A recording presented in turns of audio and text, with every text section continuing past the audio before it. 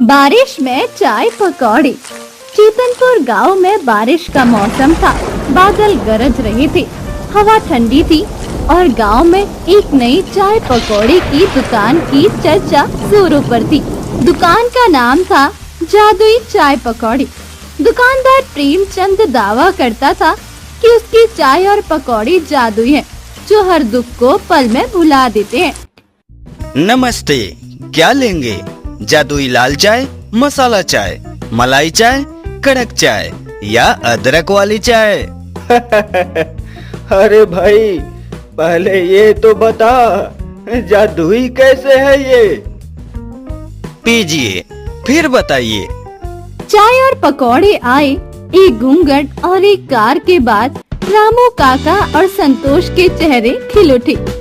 बंगला motor car दिला दे, एक नहीं 2-4 दिला दे।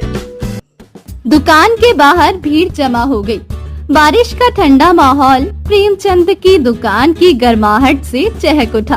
देखते देखते प्रेमचंद की दुकान गांव में मशहूर हो गई। रामू काका और संतोष रोज के ग्राहक बन गए। लेकिन इस चमक के पीछे एक छाया थी। पप्पू, गांव का पुराना चाय वाला। प्रेमचंद के आने से उसका धंधा ठप हो गया था। पप्पू को जलन होने लगी।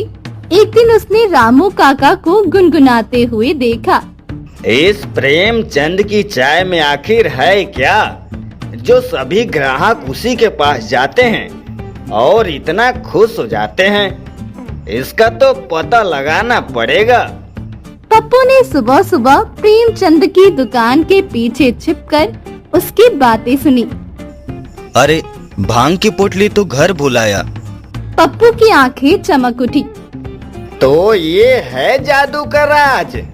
उसने तुरंत बाजार से भांग खरीदी और अपने चाय पकौड़ों में मिला दी। अब देखता हूँ प्रेमचंद की दुकान कैसे चलती है। आओ भाई, मेरी चाय पकौड़े खाओ, प्रेमचंद को भूल जाओ। अगर विश्वास नहीं तो एक बार खा कर देखो फ्री में। रामू काका और संतोष भी वहाँ पहुँचे। फ्री में चाय पकौड़े, लाओ भाई, आजमाते हैं। चाय और पकौड़े खाए। थोड़ी ही देर के बाद रामू काका का सिर घूमने लगा और संतोष बिना वजह रोने लगा। अरे, ये क्या हो रहा है?